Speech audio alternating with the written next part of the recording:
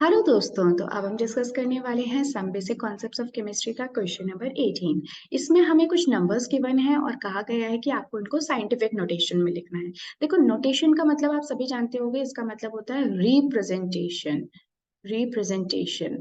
और जो साइंटिफिक है, इसका मतलब एक पैटर्न बनाया गया है, एक तरीका बनाया गया है जिससे कि आप साइंटिफिकली किसी नंबर को रिप्रेजेंट कर सकें।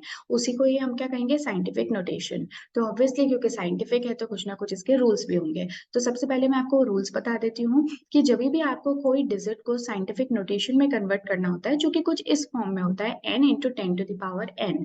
तो उसमें आप क्या करते हो कि जो आपका डेसिमल होता है ना, चाहे लेफ्ट हैंड साइड या राइट हैंड साइड, आप इस तरह से मूव करोगे कि वो एक नॉन जीरो डिजिट के जस्ट बाद में आपको दिखने लगे।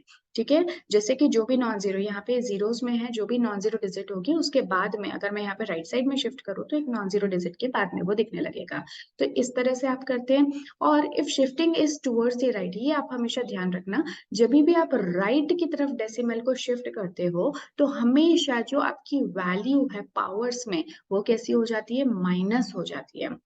जब आप लेफ्ट में शिफ्ट करते हो तो जो आपकी पावर्स हैं वो हमेशा पॉजिटिव हो जाती हैं, यानी कि वो हमें ऐड करने की जरूरत होती है। ठीक है, तो आप बस ये जो मैंने आपको एक बताया है एब्रिविएशन, आप इसको याद कर सकते हो। अगर आपको डायरेक्टली याद करने में दिक्कत होती है तो आप राम को याद कर लो, है ना, रोम याद कर लो, कुछ भी याद कर लो। तो इससे आपको समझ में आ जाएगा, राइट साइड में मूव करने पे आपको पावर्स को माइनस करना है, लेफ्ट साइड पे मूव करने पे आपको पावर्स को ऐड करना है। ठीक है, अब हम कर लेते हैं कुछ क्वेश्चंस यहाँ पे, जिससे कि आपको बहुत अच्छे से क्लियर हो जाएगा कि हम क्या बात कर रहे हैं। तो देखो, 0.0048 हमें इस तरह से इसको मूव करना है कि नॉन जीरो डिजिट के बाद में आपको डेसिमल दिखने लगे। इसका मतलब मेरा डेसिमल जो है वो मुझे 4 के बाद दिखना चाहिए। और 4 के बाद दिखने के लिए देखो, मुझे 1 2 3 यानी कि 3 प्लेस आगे बढ़ना पड़ेगा। तो इस वजह से 4.8, अब हम आगे लिख लेंगे 10, और 10 की पावर क्या लिखेंगे, क्योंकि हम राइट साइड में मूव कर रहे हैं तो जो वैल्यू हमारी माइनस में जाएगी, यानी कि 10⁻³ सिंपल है। इसी तरह से देखो, आप यहाँ पे अगर आप देखो तो यहाँ पे मुझे कोई डेसिमल नजर नहीं आ रहा। तो अगर मुझे लगाना है तो मुझे कहाँ से जाना पड़ेगा, मुझे लेफ्ट साइड में मूव करना पड़ेगा। तो अगर कहीं पे कुछ नहीं लिखा होता, इसका मतलब ऑटोमेटिकली मतलब है कि जो डेसिमल है वो इस तरह से गिवन होगा।